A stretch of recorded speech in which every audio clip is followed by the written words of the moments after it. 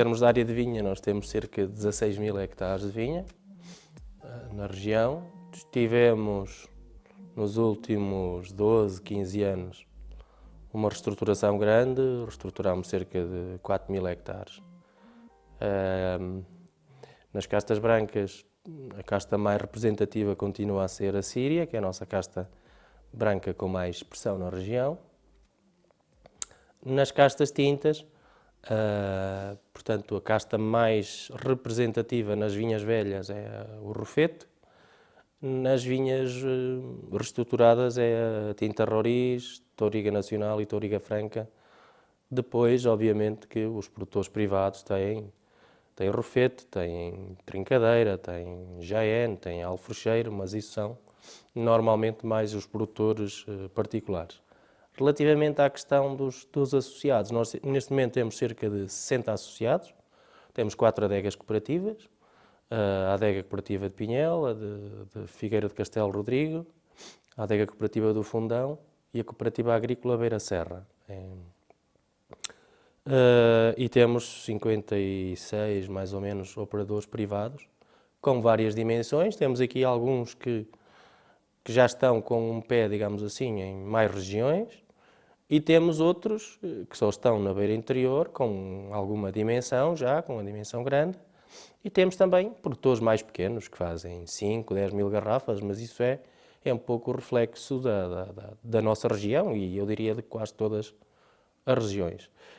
Em termos de percentagem de vendas a nível nacional, a beira interior infelizmente ainda representa pouco. Creio que estamos a trabalhar para isso, para ter uma presença mais forte, nomeadamente nas grandes superfícies, que é importante porque é onde grande parte do consumidor vai, e também no canal Horeca, não é? Porque é importante ter depois a distribuição dos vinhos da beira interior também nos hotéis e nos restaurantes, etc. E, portanto, estamos a fazer um esforço grande também em termos de promoção, de projeção da beira interior fora de portas. Nós vendemos pouco mais de 4 milhões de garrafas por ano, o que é pouco para o potencial que nós temos, mas temos a consciência que estamos a crescer e que estamos a abrir portas noutros mercados. A curto prazo, eu creio que essas tais empresas se vão aqui instalar. Creio que as coisas estão a caminhar nesse sentido e que pode haver, creio que alguma novidade a curto, médio prazo aqui a esse nível.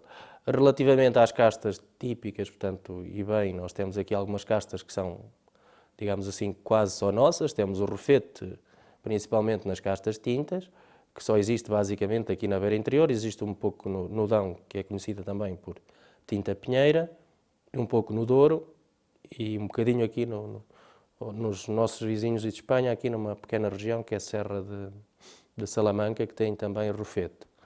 Depois temos a Fonte de Cal, nas brancas, que é uma casta que essa sim só existe na beira interior. É uma casta que temos feito um esforço para que mais produtores possam ter essa casta. Este ano vai aparecer mais um produtor a lançar um Fonte de Cal extremo, que é importante para dar essa tal diferenciação.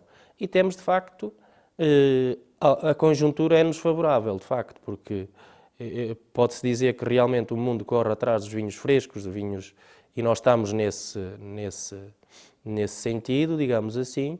Para além disso, temos também a questão dos produtos biológicos, que cada vez tem mais importância na vida das pessoas, em todo o mundo, e nós, felizmente, também temos essa possibilidade. Temos aqui, neste momento, posso lhe dizer que temos cerca de uma dúzia de produtores a fazer vinho biológico, alguns deles a fazer 100% de vinho biológico, alguns deles que são, de facto, umas bandeiras da região, uma referência da região e que fazem toda a sua produção assente na agricultura biológica. Isto porquê? Porque, tradicionalmente, na beira interior, sempre se fez agricultura biológica. Portanto, quem conhece a região sabe que os produtores faziam 3 enxofradelas em pó. E, portanto, isso o enxofre é o produto que se utiliza na agricultura biológica. Não tinham eram os papéis, o processo, digamos assim, feito. E posso lhe dizer que nós, neste momento, creio que somos a segunda região do país com mais área de vinha biológica. Temos alguns Temos, por exemplo, uma empresa que apostou cá na Beira Interior, que faz vinhos em 10 ou 11 regiões, e apostou cá precisamente para se diferenciar, e aqui, o que faz daqui é biológico. Não há de ser digamos assim, para todos os produtores, mas é mais um caminho que se pode fazer. E eu creio que os produtos biológicos, nomeadamente nos países nórdicos, nos Estados Unidos, no Japão, etc., em muitos países, têm cada vez um potencial maior. Ao contrário de algumas regiões que é muito difícil fazer agricultura biológica, aqui na Beira Interior, nós a brincar costumamos dizer que nem as doenças se cá querem. Isto é uma maneira de dizer o quê? Mas porquê? Porque o nosso clima é muito frio no inverno, com temperaturas negativas. Isso é bom porque mata alguns parasitas que há na videira, no solo, nematos, etc. E no verão é um clima que é seco, ou seja, a umidade relativa é baixa. Quando a umidade relativa é baixa, o míldio, por exemplo, não se desenvolve. E, portanto, quando há aqui qualquer coisa, é uns toques de oídio que pode-se, de facto, tratar com enxofre e, portanto, é mais um caminho que a Beira Interior tem e eu creio que também se vai afirmar por aí.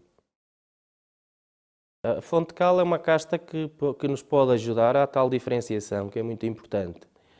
A fonte de cal sofre de um problema que algumas castas, chamadas castas minoritárias, não em termos qualitativos, mas quantitativos, têm neste momento, ou seja, muitas vezes não são apetecíveis para os viveiristas.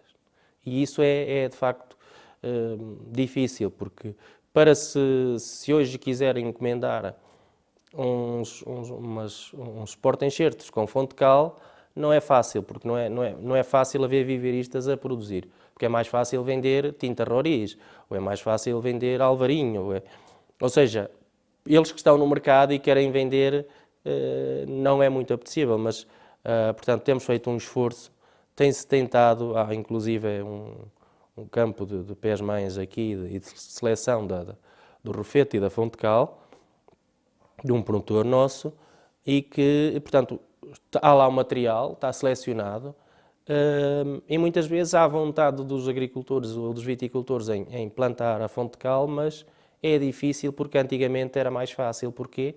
Porque plantava-se bacelo, portanto, e depois enxertava-se no ano a seguir com as varas. E as varas iam-se buscar às vinhas e hoje em dia as coisas não são assim. Portanto, 90 e tal por cento, praticamente 100% são porta-enxertos, portanto, são videiras que já vêm enxertadas e, portanto, é tudo feito nos viveiristas. E é mais difícil por aí, portanto, estamos a fazer, o próprio Ministério está a fazer um esforço para, digamos assim, disponibilizar as tais castas minoritárias aos viticultores e eu creio que a fonte de cal, até porque é uma casta que tem um potencial enorme. O rofete nunca há de ser uma casta com a estrutura de outras castas, mas é um vinho mais elegante, mais fino, que não cansa e, portanto, tem também o seu caminho e tem o seu lugar. E, portanto, é por aí que nós temos tentado ir. Felizmente, também alguns produtores estão a apostar no rofete e eu creio que é uma casta que mais dia menos dia vai voltar a ter novamente a expressão que deve ser dada. A par de outras, temos, por exemplo, aqui também o Jaén, que é uma casta importante aqui na região. Temos o Alfrocheiro, mas, por exemplo, o Alfrocheiro também é uma casta que... Qual é o problema? É uma casta que produz muito pouco. E não é fácil, quando o produtor é o próprio empresário, que tem a sua própria adega, ele depois pode vender o vinho a 20, 30, 40 euros, ou o que for.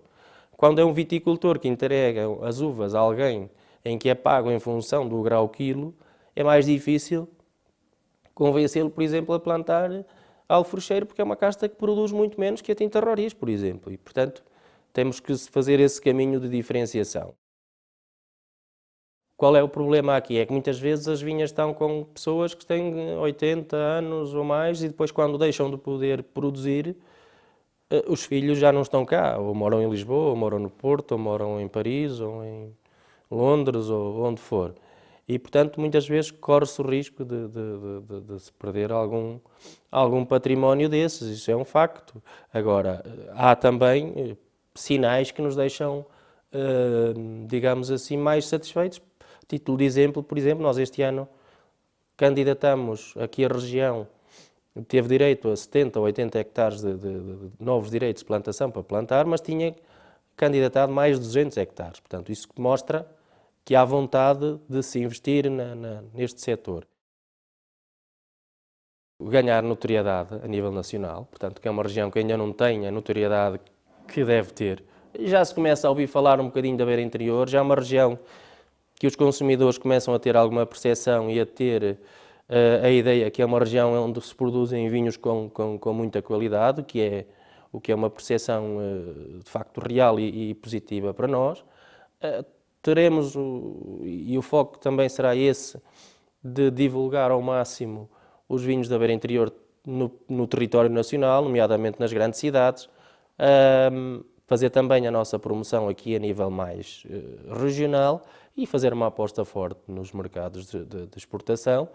Outro desafio que temos neste momento é a criação da Rota dos Vinhos da Beira Interior, que era um projeto que já tínhamos em mente há algum tempo e que felizmente o vamos começar agora a concretizar. Portanto, temos a abertura da loja neste momento para ser feita agora brevemente. E a Rota dos Vinhos da Beira Interior será, sobretudo, uma rota de território. Ter uma região que tenha um património e tão vasto, tentar que isto seja cada vez menos sazonal, ou seja, que se consiga aqui ter cá mais gente durante mais tempo e, portanto, estamos a trabalhar nisso. É também um desafio grande que a Beira Interior neste momento tem, porque eu creio que nós temos todas as condições para dentro de 10 anos estarmos ao nível das grandes regiões de Portugal.